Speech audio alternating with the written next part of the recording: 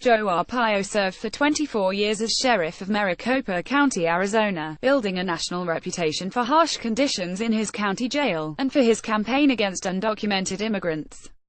Courtney Pedroza for The New York Times, Washington. President Trump on Friday pardoned Joe Arpaio, the former Arizona sheriff whose aggressive efforts to hunt down and detain undocumented immigrants made him a national symbol of the divisive politics of immigration and earned him a criminal contempt conviction. In a 12-paragraph statement, the White House said that Mr. Arpaio gave years of admirable service to our nation and called him a worthy candidate for a presidential pardon. Mr.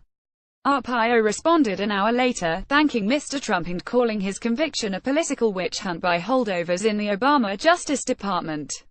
He also pointed his supporters to a website that was accepting donations to help him pay off his legal fees. Thank you at Real Donald Trump for seeing my conviction for what it is, a political witch hunt by holdovers in the Obama Justice Department. Joe Arpaio at Real Sheriff Joe, August 26, 2017. I also thank my loyal supporters, who stood shoulder to shoulder with me in this fight, and throughout my career. For those who are asking, Joe Arpaio at Real Sheriff Joe, August 26, 2017. How they can contact to help. A donation to my legal fund go directly to paying off legal fees from this fine. https://t.com/6sdilkson. Joe Arpaio at Real Sheriff Joe, August 26, 2017. Mr. Trump, who made cracking down on illegal immigration a signature campaign issue and had pressed for local officials to do more to assist federal authorities in rounding up undocumented people, had been openly flirting with the idea of pardoning Mr. Arpaio.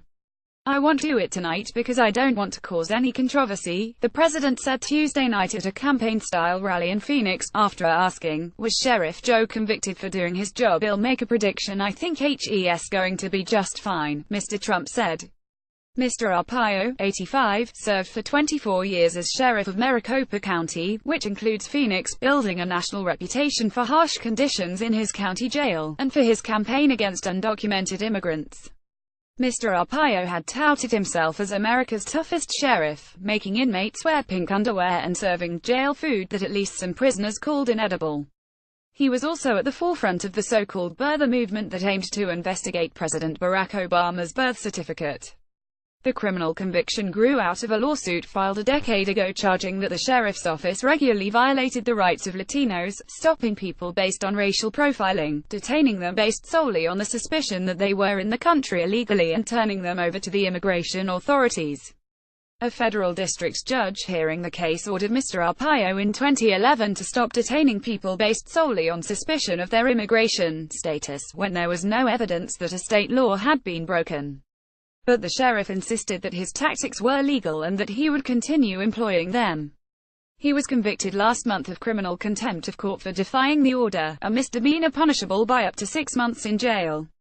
The pardon was swiftly condemned on Twitter by Democrats in Congress as outrageous and completely unacceptable and a disgrace. Its timing also raised eyebrows, coming on the eve of Hurricane Harvey, a Category 4 storm, barreling down on coastal Texas. Joe Arpaio is a bigot who targeted the Hispanic community for years, said Representative Joaquin Castro, Democrat of Texas. He should have served his time. Joe Arpaio is a bigot who targeted the Hispanic community for years. He should have served his time. https://t.com/60frjfntd. Joaquin Castro at Joaquin Castro at August 26, 2017. Mr. Trump's supporters, meanwhile, hailed the pardon as a sign the president was keeping his word on his campaign pledge to crack down on illegal immigration. Kelly Ward, a former Arizona state senator who is challenging Senator Jeff Flake in a Republican primary for his seat in 2018, called Mr. Arpaio a patriot who did the job the feds refused to do. Mr. Trump has endorsed Ms. Ward's candidacy. Thank you, at Real Donald Trump. So glad you pardoned at Real Sheriff Joe, a patriot who did the job the feds refused to do. Stop illegal immigration. pic.twitter.com. Ranometer OHR3B9. Dr. Kelly Ward at Kelly Ward as August 26, 2017. Mr. Flake, meanwhile, said he would have preferred that the president honor the judicial process and let it take its course. Regarding the Arpaio pardon, I would have preferred that the president honor the judicial process and let it take its course. Jeff Flake at Jeff Flake, August 26, 2017. The discussion about pardoning Mr. Arpaio had begun weeks ago, while Mr. Trump's chief strategist, Stephen K. Bannon, was still in the administration, according to two people briefed on the matter. But the decision to make the announcement during a national news blackout related to the impending hurricane was not accidental.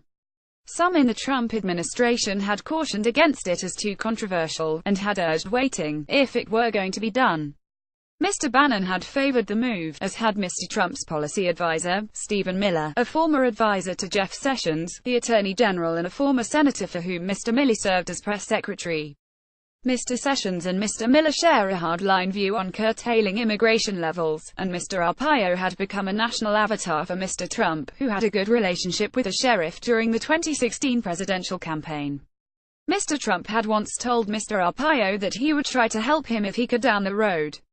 But that was before Mr. Trump was closing in on Hillary Clinton in the presidential race. Still, he was fond of Mr. Arpaio, and was sold on the pardon as a way of pleasing his political base. Additionally, Mr. Miller fought hard for the pardon, according to a senior administration official.